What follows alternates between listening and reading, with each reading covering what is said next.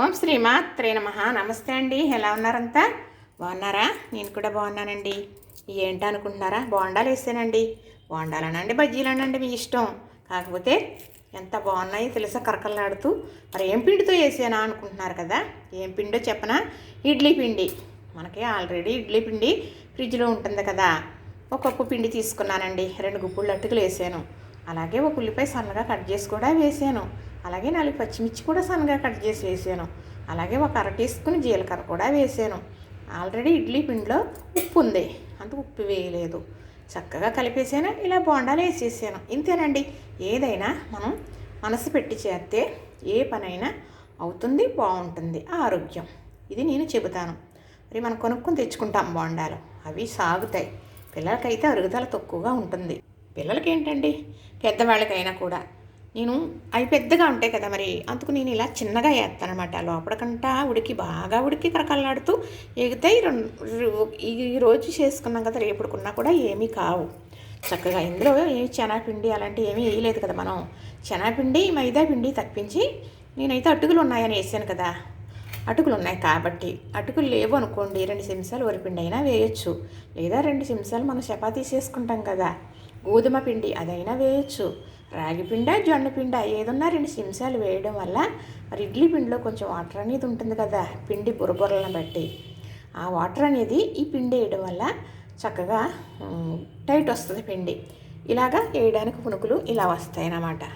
నూనె అనేది లాగదు, కరకల్లాడతాయి, లోపలికంటా ఏగుతాయి. అన్ని రకాల పిండి బెట్లు ఉంటాయి. ఏమండి, ఇడ్లీ పిండి ఒకటేనా, ఇంకేరే పిండితో చేయకూడదా?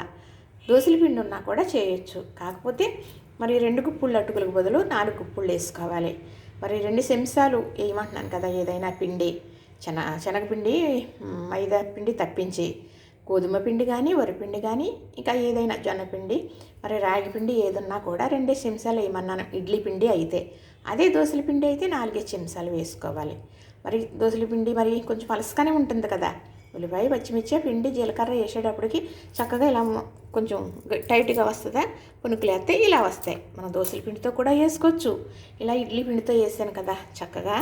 మరి ఈవినింగు సాయంకాలం పిల్లలు స్కూల్ నుంచి వచ్చేటప్పటికి చేసి పెట్టుకోవచ్చు. లేదు అస్తమానం రోజు టిఫినే కదా, ఎంచమించి అందరూ టిఫిన్లే తింటున్నాం. మరి రోజు అట్టైనా ఇడ్లీ అన్నా దోశలన్నా చపాతీలన్నా రోజు ఒకలాగే తినలేరు కదా. మార్చుకుని చేసుకుంటూ ఉంటాం కదా. అలాగే ఇవి కూడా ఒక్కొక్కసారి ఇలా చేసుకోవడం వల్ల మన ఇంట్లో కారపొడి ఉందనుకోండి, ధనియాల పొడి ఉందనుకోండి, అది కూడా వేసుకుని తినొచ్చు. ఏమీ వేసుకొని అవసరం లేదు, ఉట్టుగానే తినేయచ్చు. ఒకవేళ మీకు ఇష్టాన్ని బట్టి. మా వారైతే మా పిల్లలు చిన్నప్పుడు ఇంతంత పొట్లాలు తెచ్చేవారండి. మరి పొట్లు ఎంతో నాకైతే తెలియదు కానీ ముగ్గురు కదా, ముగ్గురికి 3 పొట్లాలు తెచ్చి ఇచ్చేవారు. అందులో ఏదో పప్పుల పొడిలాగా వేసి ఇవ్వడు. ఆ పొడంతో తింటూ ఉంటే చాలా బాగుండేవి. ఎలా వేస్తాడబ్బా అనుకుని, ఎలా వేస్తారండి అంటే చూడలేదు ఎప్పుడు అనేవారు. అయితే నేను ఎలాగా ఒకసారి దోశల పిండితోటి ఒకసారి ఇడ్లీ పిండితోటి పిండి రుబ్బిని వెంటనే వేయడం అలాగా చేసి చూశాను. అంతే, బాగా వచ్చినాయి. వాళ్ళైతే మజ్జిగలో నానబెట్టేది ఏదో వేస్తారని చెప్పారు కానీ సరిగ్గా మనకు తెలియదు కదా, మరి మనం చూడలేదు కాబట్టి నేనైతే అలా వేసి ఇలా వాళ్ళు ఎలా వేసినా నేను ఇలా వేసే అలవాటు చేసుకున్నాను పిల్లల గురించి. అది సాయంకాలం పిల్లలు వచ్చేటప్పటికి మరి వేసి పెట్టేదాన్ని, తినేవారు. ఇప్పుడు మన ఇంట్లో కారపొడి ఉన్నా పప్పుల పొడి ఉన్నా ఏదన్నా పొడి కూడా జమ్ముకుని తినచ్చు. చట్నీ అంత అవసరం కాదు కానీ ఇష్టాన్ని బట్టి చట్నీ కూడా నంచుకోవచ్చు.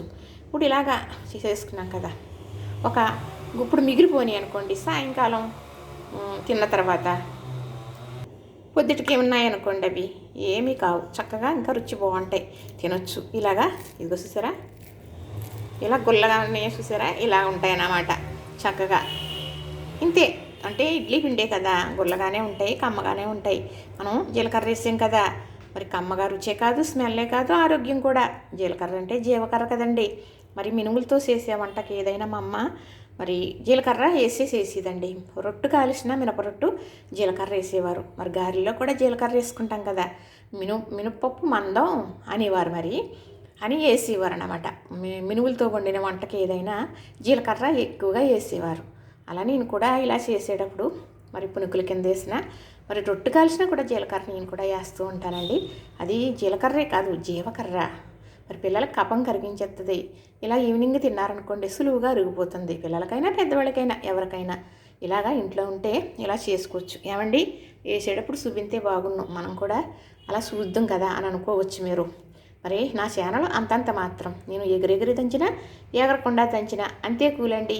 ఎక్కడ వేసిన గొంగలే అక్కడే ఉంది. ఎన్నో వేల వీడియోలు చేసిన తర్వాత ఒక వీడియోతోటే వైరల్ అవుతుంది అని కూడా అంటున్నారు. అలా కూడా అవుతుందో లేదో నాకు లాంటి దానికి తెలియదు. నా వయసు అంతగా సహకరించదు కదండి. పెద్దదాన్ని కదా. చూసిన వారా లైక్ చేయరు, సబ్స్క్రైబరు ఏదో నచ్చిన దాన్ని బట్టి అవుతున్నారు. అయినా నాలాంటి వాళ్ళని చేయాలి అంతంత మాత్రమేనండి. నవ్వే వాళ్ళు నవ్వుకోవాలి, ఎలా కాలం చేసేవాళ్ళు ఎలా కాలం చేయాలి. మరి బాధపడుతుంటే సంతోషపడేవాళ్ళు ఉంటారు. ఈ మధ్యలో ఒక బ్రహ్మ రాక్షసి లక్షలు కొల్లగొట్టుకుని పట్టుకెళ్ళిపోయి మరి అది దాని అన్న కలిపి నవ్వుతూ కూడా వీడియోలు పెట్టారు, కామెంట్లు పెట్టారు నా వీడియోలకి. అలా పాపం పట్టి ఎలాగవుతారో తొందరలో నేనే చెబుతాను మీకు. అయితే ఈరోజైతే ఇలా చేశానండి. బాధలో మనసులో ఉన్న బాధలు అలా బయటకు వస్తూ ఉంటాయి. సరే, దేవుడు మనం ఒకటి తలిస్తే దేవుడు ఒకటి తలిసాడు అని అంటారు. అది కూడా నిజమేనని నేను అంటాను. ఇంతేనండి. చూశారు కదా, నచ్చింది కదా. ఇడ్లీ పిండితో బొండాలు వేసుకోవాలనుకుంటున్నారా? వేసుకోండి. ఇలా చిన్న చిన్నగా వేసుకుంటే కరకల్లాడుతూ చాలా బాగుంటాయి. ఇంట్లో మనం తినడానికే కదా. కొన్నవి అయితే పెద్దగా ఉంటాయి, లోపల చూసారా ఉండలాగా ఉండిపోతుంది కదా. అలా కాకుండా బాగుండాలి అంటే ఇలాగా వేసుకోవాలి. అలా మైదా పిండితో వేస్తారులేండి బయట అమ్మేవి. మనం ఇలా ఇడ్లీ పిండి ఓల్ని. ఇందులో మాత్రం నేను అటుకులు వేసుకున్నానని చెప్పాను కదా. అటుకులు లేకపోతే ఏదన్నా పిండి వేసుకోమని చెప్పాను. మైదా వద్దు, శనగపిండి వద్దు. శనగపిండి పరివారం, మైదా అరగదు. అదే చెబుతారండి. ఇదే నాకు తెలిసింది, మీకు నేను చెప్పాను. నచ్చిందా మరి? లైక్ చేయండి, షేర్ చేయండి, సబ్స్క్రైబ్ కూడా చేసేయండి.